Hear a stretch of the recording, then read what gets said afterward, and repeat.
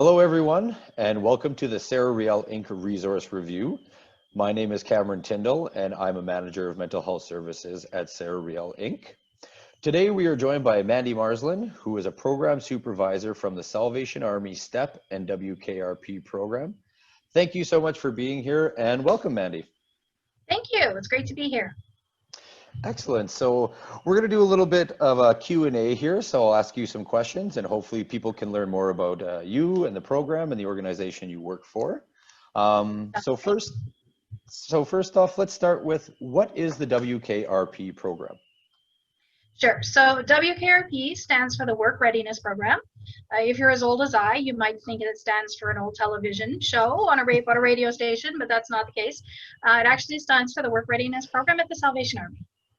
Awesome. So our program is actually 10 weeks in length. It is a job search assistance program for people that are looking to enter or re-enter the workforce and might just need a little bit of extra help. Okay, great. So if somebody is interested in becoming involved with you guys, how would someone go get signed up or get involved? Sure. So first things first, we need to make sure that they're the right person for the program. And so our program is going to work with somebody who perhaps needs some assistance with life skills, job search skills, and maybe introduction to computer skills.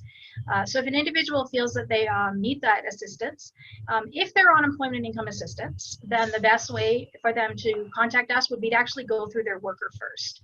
We do need to have a referral from their EIA worker just to make sure that we're all on the same page. We don't want to do anything that goes counterproductive to their action plan with EIA. So you'd want to contact your EIA worker first. Anyone who is not on employment and income assistance, they can just connect with me directly. My phone number is 204-946-9141.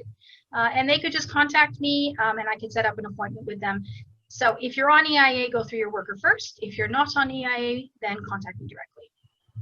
Okay, great. Is there a cost for anybody to participate or a cost for the program? No, absolutely not. There's absolutely no cost to the program. It is completely paid for by the Province of Manitoba as well as the Salvation Army. And in fact, we actually provide all school supplies. So you don't need to go and buy a binder and a pen and paper, a USB stick. You don't need to get any of those things. And actually, in the time of COVID-19, we're even providing free masks. So wow. There's no cost. Yeah, so there's no cost whatsoever. People can just come as they are and ready to learn. Excellent. It sounds like you guys are breaking down barriers left and right, so that's awesome. Trying. So what can a participant expect when they join your program?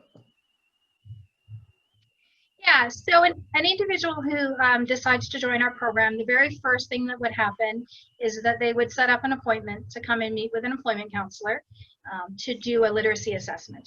Everyone who participates in our program does need to be reading and writing at above a grade 6 level. Not only does that help in the classroom when you're doing classroom assignments and filling out applications and these types of things, but it also helps in the workforce. We want to make sure that people are able to read those safety manuals that employers will ask them to read. When they're signing that they've read the policy and procedure documents with an employer, we want to make sure that they have the reading level to actually understand what they're signing. So the first thing we do is a literacy assessment to determine reading and writing skills. The second thing that we do is we have an intake interview with one of our employment counselors. And during that intake interview, we're just going to find out a little bit more about the person. We're going to find out about what kind of work history they do or don't have. We're going to find out what kind of barriers they might be running into as to why they can't find employment at the moment. We want to make sure that they're able to attend our full-time program so that they are available during the day. We're just going to find out a little bit more about the person and what it is that we can help them with. Once the person is accepted into the program, classes run Monday through Friday from 8:30 in the morning till 3 o'clock in the afternoon. And an individual will be coming to classes in the morning for our life skills class and our job search class. And in the afternoon is our introduction to computer class. Okay, great. So like you said, when someone is accepted, there's the classes in the morning and the afternoon. Are individuals required to attend each part, or are they able to pick and choose where they want to concentrate their efforts? Yeah, so we actually get this question a lot. Sometimes people are a little bit confused about whether they can just come take the computer part of the class And that's not what our program is structured for. You do need to be participating in the entire program. Now, with that being said, if someone was to come to us with strong computer skills, we're not going to make them sit through the computer class again. The computer class is the one class they can test out of. If you can prove to us that you have the skills that we're teaching in the class, then you wouldn't need to do the computer class. But you can't just come in and say, I just want the life skills part, or I just want the computer part. It doesn't work that way. Okay. Yeah, and another reason for that too is that our class groups become really close over the 10 weeks that they're together. And so we're learning a lot about each of our classmates, and each of the classmates brings something different to the table. They have their own experiences, their own questions, their own different things that they can teach each other. And so the diversity in the class, even if someone does have some experience with job search skills or life skills, it makes conversations in the classroom a lot of fun. Awesome. And that's great. And those are skills that you can learn just from being in groups of people. Like you said, if it's a work program, you're going to need those communication skills in the workshop or in the workplace as well.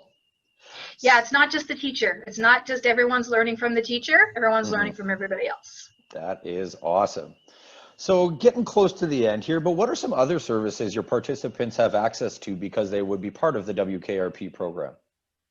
Sure. So one thing that we can provide to an individual who is participating in the WKRP program is some training funds.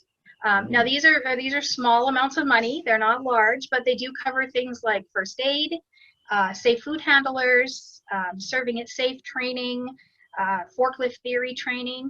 We can provide some financial assistance for people to do these short-term, less than $200 training activities, which are going to help make their resume look a little bit better.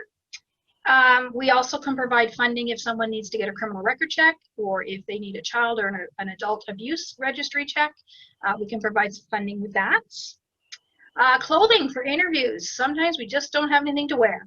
And so we do have a partnership, obviously, with the Salvation Army thrift stores, and we can provide individuals with vouchers to go to a thrift store and find clothing that would be appropriate for an interview.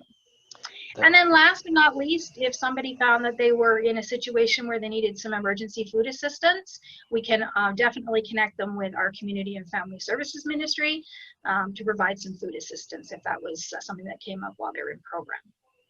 That is incredible. That's awesome that you guys offer all that stuff, because it's often those little things that get overlooked or are deterrent, where like, oh, I can't afford this training, or I don't have clothing. So you guys are doing some amazing work over there. I really appreciate it. So well, that's one of the benefits of the Salvation Army, because we are so large and we have so many different ministry outlets that we can sort of help each other out. Absolutely incredible. So last question, a little off the board, but what is your favorite office knickknack or item?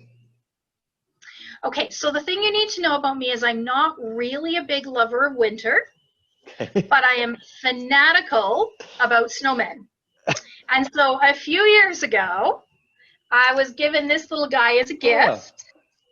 And so he sits on top of my desk every day.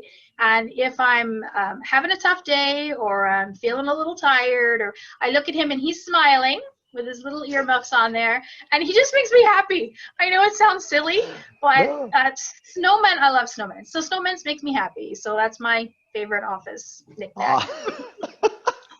Great. Thank you so much, Mandy. I really appreciate it. Like I said, thanks again so much for being here and sharing your information. We'll make sure to put all the contact and any additional info underneath the video. But other than that, take care, everyone. And again, thank you so much, Mandy.